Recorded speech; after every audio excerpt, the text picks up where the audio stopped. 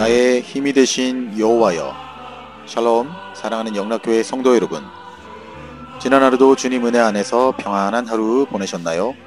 오늘은 2024년 7월 31일 수요일 아침입니다. 7월의 마지막 남은 이 하루도 하나님께서 우리에게 허락하신 귀한 말씀을 묵상하며 또 기도하는 아침 경건의 시간을 시작하겠습니다. 오늘 아침에 함께 부르실 찬송은 찬송가 545장 이 눈에 아무 증거 아니 되어도입니다. 함께 찬송하시겠습니다.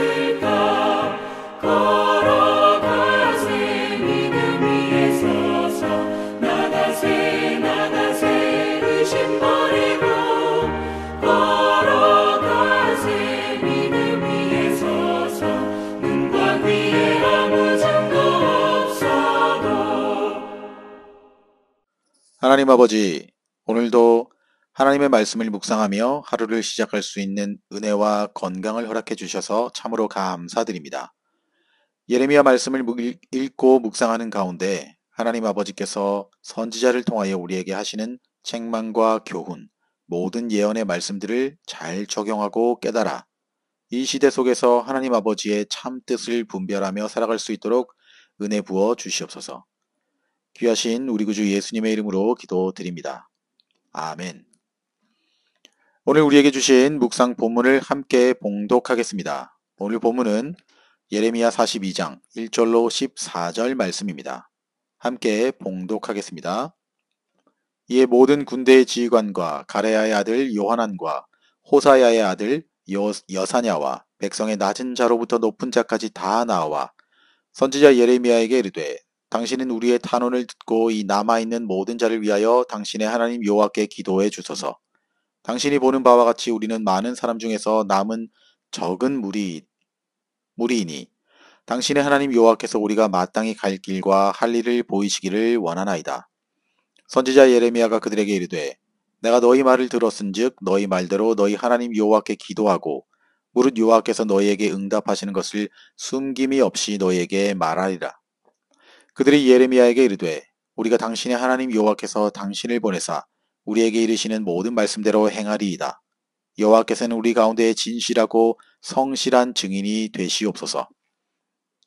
6절 우리가 당신을 우리 하나님 여호와께 보냄은 그의 목소리가 우리에게 좋든지 좋지 않든지를 막론하고 순종하려 함이라. 우리가 우리 하나님 여호와의 목소리를 순종하면 우리에게 복이 있으리이다 하니라. 11회 여호와의 말씀이 예레미야에게 임하니 그가 가레아의 아들 요하난과 그와 함께 있는 모든 군 지휘관과 백성의 낮은 자로부터 높은 자까지 다 부르고 그들에게 이르되 너희가 나를 보내어 너희의 간구를 이스라엘의 하나님 여호와께 드리게 하지 아니하였느냐. 그가 이렇게 이르니라. 너희가 이 땅에 눌러 앉아 산다면 내가 너희를 세우고 헐지 아니하며 너희를 심고 뽑지 아니하리니 이는 내가 너희에게 내린 재난에 대하여 뜻을 돌이킴이라. 여호와의 말씀이니라. 너희는 너희가 두려워하는 바벨론의 왕을 겁내지 말라. 내가 너희와 함께 있어 너희를 구원하며 그의 손에서 너희를 건지리니 두려워하지 말라. 내가 너희를 불쌍히 여기리니 그도 너희를 불쌍히 여겨 너희를 너희 본향으로 돌려보내리라 하셨느니라. 13절. 그러나 만일 너희가 너희 하나님 여호와의 말씀을 복종하지 아니하고 말하기를 우리는 이 땅에 살지 아니하리라 하며 또 너희가 말하기를 아니라 우리는 전쟁도 보이지 아니하며 나팔 소리도 들리지 아니하며 양식의 궁핍도 당하지 아니하는 애굽 땅으로 들어가 살리라 하면 잘못되리라. 아멘. 자, 이제 오늘 읽은 본문 말씀을 함께 나누겠습니다. 먼저 오늘 본문의 핵심 줄거리를 함께 요약해 봅시다. 오늘 본문은 유다 유민들이 자신들의 진로 결정을 위해 예레미야에게 나와 여호와의 예언을 위한 기도를 요청한 사실을 기록하고 있는 본문 말씀입니다. 먼저 1절로 3절은 유다의 모든 백성들이 다 예레미야에게로 나와 하나님께서 자신들이 가야 할 길과 할 일에 대해 말씀해 주시도록 기도해 줄 것을 요청합니다. 그리고 이어서 4절은 백성들의 요청을 들은 예레미야가 그들에게 하나님께 기도하고 하나님의 말씀을 숨김없고 가감없이 그대로 전달하겠다고 약속한 사실을 기록하고 있습니다. 5절에서 6절은 예레미야의 답변을 들은 유다 백성들이 예레미야가 전달하여 주는 하나님의 예언에 절대적으로 순종하기로 굳게 다짐합니다. 그리고 7절로 9절은 예레미야가 유다 백성들로부터 하나님의 예언을 요청하는 기도 부탁을 받고 기도한 지 10일 만에 하나님의 예언이 임하자 이를 전달하기 위해 유다의 모든 백성들을 모읍니다. 그래서 10절로 12절은 예언의 내용으로 하나님께서 유다 백성들에게 그들의 보호와 안전을 약속하며 본토에 머물러 있으라고 권고한 사실을 기록합니다. 끝으로 13절로 14절은 만일 그렇게 하지 아니하고 애굽으로 이주하게 되면 잘못되리라는 경고의 말씀으로 오늘 본문은 마무리됩니다. 바로 여기까지가 오늘 본문의 핵심 줄거리 요약이었습니다. 그럼 오늘 본문을 통해 발견한 하나님은 어떤 분인지 함께 나눠봅시다. 오늘 제가 발견한 하나님은 우리를 진리의 증인으로 세우신 하나님입니다. 4절 후반절에 보시면 예레미야는 무릇 여호와께서 너희에게 응답하시는 것을 숨김이 없이 너희에게 말하리라고 합니다. 여기서 무릇은 원어적으로 모든 것 전체를 뜻하는 것이고 숨김이 없이는 감추지 않는다는 의미의 표현이기도 하지만 망설이거나 주저하지 않는다는 의미도 포함되어 있습니다.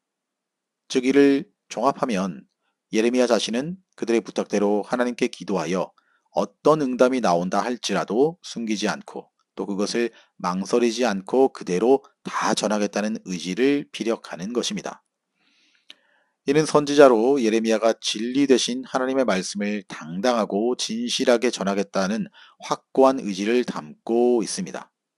또한 이는 설사 기도를 부탁한 자들의 기대와 다른 응답이 나오더라도 말씀 그대로 하나도 빠뜨리지 않고 전하겠다라는 뜻이기도 합니다. 이런 예레미야의 태도는 그와 상반된 태도를 취한 어떤 사람들을 떠올리게 합니다. 그것은 과거 유다가 멸망하기 전 진실된 것이 아님에도 사람들 듣기 좋은 말만 전한 거짓 선지자들입니다. 시드기야 왕 때 하나냐나 스마야 같은 거짓 선지자들은 왕과 귀족, 유다 사람들의 비위를 건드리지 않기 위해서 하나님의 말씀을 왜곡하여 전했습니다. 그러나 예레미야는 우직하리만큼 하나님께서 말씀하신 것을 있는 그대로 다 전하였고 또 그것 때문에 핍박과 고난, 심지어 살해 위협이 닥쳐도 결코 이에 굴하지 않았습니다. 그는 사람의 비위나 사람의 눈치에 좌지우지 되지 않으며 오직 하나님으로부터 들은 말씀을 그대로 가감없이 증거하였던 것입니다. 인간적인 관점에서 보면 이런 예레미야의 말씀 선포는 때로는 융통성이 없는 것처럼 보일 수도 있지만 이 문제는 결코 융통성의 문제가 아닌 것입니다. 왜냐하면 이것은 사람의 생사를 결정하는 것이며 공동체의 운명과 미래를 좌우하는 일이기 때문입니다. 이처럼 사람의 생사와 한 공동체의 존폐가 달린 것이었기 때문에 예레미야는 환난과 핍박이 닥칠 줄 알고 있었지만 이를 무릅쓰고 하나님의 말씀 모두를 빠짐없이 그리고 당당하게 전하였으며 오늘 말씀에서도 동일하게 이를 유다 백성들에게 다짐하고 있는 것입니다. 그렇게 이 예레미야 선지자가 보여주는 말씀 증거의 자세는 오늘날 목회자들에게 경종을 울릴 뿐 아니라 이것은 하나님의 사람들 모두가 갖추어야 할 삶의 자세라 할 수 있겠습니다. 그로 인해 환란이 따르고 핍박이 따른다 해도 결코 굴하지 말고 밝히 증거하는 사명을 우리가 감당해야 옳을 줄 믿습니다. 다시 말해 하나님이 창조하신 세상을 바르게 세우는 길은 하나님의 말씀을 바르고 정확하게 전하고 가르치는 것만이 유일한 방법입니다. 그럴 때 사망의 길을 향해 치닫는 세상 사람들을 구원하는 진리의 복음의 메시지가 되는 것입니다. 자, 이제 오늘 묵상 본문이 우리에게 주시는 교훈과 메시지를 한번 같이 살펴보겠습니다. 오늘 본문을 통해 주시는 교훈은 기도는 아뢰는 것보다 기다림과 들음이다 라는 것입니다. 본문 7절을 보시면 10일 후에 여호와의 말씀이 예레미야에게 임하니라고 말씀합니다. 유다 백성들은 자신들의 거취와 관련해 하나님의 뜻을 묻기 위해 예레미야를 찾아왔고 그로 하여금 하나님께 그 뜻을 묻고 이에 대한 하나님의 응답을 알려줄 것을 요청했습니다. 본문은 바로 이와 직결된 말씀으로 하나님의 응답이 10일 후에 예레미야 선지자에게 임하였다고 기록하고 있습니다. 이처럼 응답을 받기까지의 10일이라는 시간은 가능한 빨리 거취를 결정해야 할 상황에 처했던 유다 백성들에게는 어찌 보면 상당히 길고 초조한 시간이었을 것이라 생각됩니다. 예레미야의 입장에서도 하나님의 말씀이 임할 때까지 기다려야 했던 이 열흘이라는 시간은 짧게 느껴지지 않았을 것 같습니다. 어떻게 보면 이러한 상황에서 하나님께서 빨리 응답해 주지 않는 사실에 안타까움과 초조한 마음도 있었을 것 같습니다. 그러나 본문은 예레미야가 하나님의 뜻을 물은 뒤에 그에 대한 응답이 주어질 때까지 기다려야 했던 이 열흘이라는 시간 동안에 대해서는 아무런 언급도 없습니다. 그렇다면 과연 예레미야는 이 시간 동안 무엇을 하고 있었을까요? 우리가 정확하게 알 수는 없지만 분명 예레미야는 하나님의 계시의 말씀을 주실 때까지 그저 조용히 기도하면서 기다렸을 것이 분명해 보입니다. 이러한 그의 태도는 기도와 관련해서 우리가 하나님 앞에 취할 자세가 무엇인지 중요한 교훈을 전달한다라고 하겠습니다. 기도는 내 뜻을 관철시키는 것이 아닌 하나님의 뜻을 헤아려 받드는 것이어야 합니다. 이는 하나님의 뜻, 하나님의 계획, 그분의 인도와 지혜가 우리의 것보다 우월하며 나은 것이기 때문에 그렇습니다. 하나님께 드려진 우리의 기도, 우리의 소원이 과연 합당한 것인지, 그리고 하나님께서 우리에게 원하시는 바, 그분의 뜻이 무엇인지 헤아리고자 기다리며 그분의 응답을 사모해야 할 것입니다.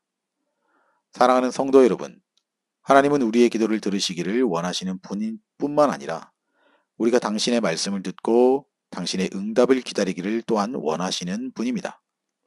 이처럼 온전한 기도자가 될 때 더 깊고 풍성한 기도의 은혜를 체험하게 될 것이며 하나님의 신실하며 친밀한 은혜를 경험하게 될 것입니다. 함께 기도하시겠습니다. 오늘도 우리에게 말씀하시는 주님이 우리에게 말씀하실 때 제대로 알아들을 수 있는 영적인 분별력을 가질 수 있길 원합니다. 그 분별력은 다른 사람을 통해서도 아니고 특별한 은사도 아닌 하나님의 진리의 말씀과 성령의 감동으로 가능한 줄 믿습니다. 그러기 위해 언제나 말씀을 가까이 하며 늘 성령 안에 깨어서 기도하는 삶을 살아야 될 줄 믿습니다. 우리 모두가 이러한 믿음으로 세워져 갈 수 있도록 인도하여 주시옵소서.